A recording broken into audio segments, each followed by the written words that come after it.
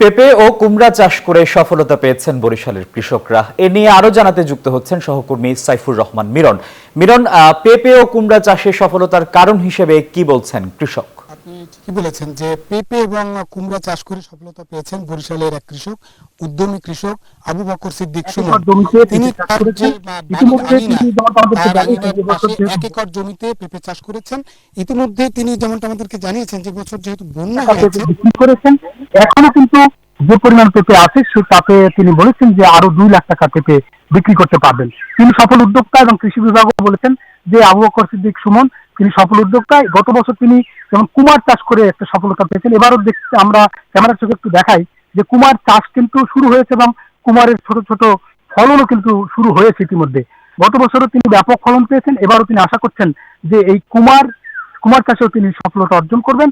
এবং এই মুহূর্তে যে পেঁপে গাছগুলোতে পেঁপে রয়েছে আমরা দেখছি খুবই সুন্দর, এবং এই গাছের কিন্তু যেমনটা তিনি আমাদেরকে বলেছেন যে গাছের মাটির থেকে একদম উপর পর্যন্ত কিন্তু পেঁপে ছিল।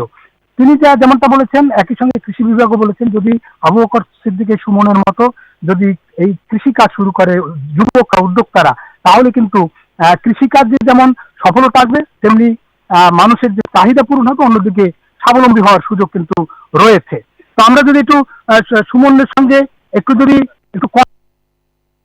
সফলতা অর্জন করেছেন, 1 মিনিট একটু কথা বলি, যদি আপনি যদি বলেন ছোট্ট করে একটু। আসসালামাইকুম।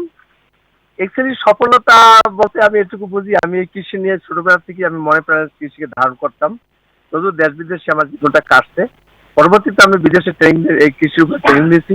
এখন আপনাদের দোয়ার বরকতে আমি আজকে 4 বছর পর্যন্ত এটা নিয়ে সাধনা করি এবং এখন আমি মোটামুটি সফল বলতে আমি এটুকুই বুঝি, আমার একটা স্বপ্ন ছিল যে আমি অবহেলিত কৃষকদেরকে আমি একটা মোটামুটি কৃষির দাগ ধরে আনতে চাচ্ছি, এবং সেটা এমন এক পর্যায়ে আছে আপনারা শুনে খুশি হবেন যে আমি 6000।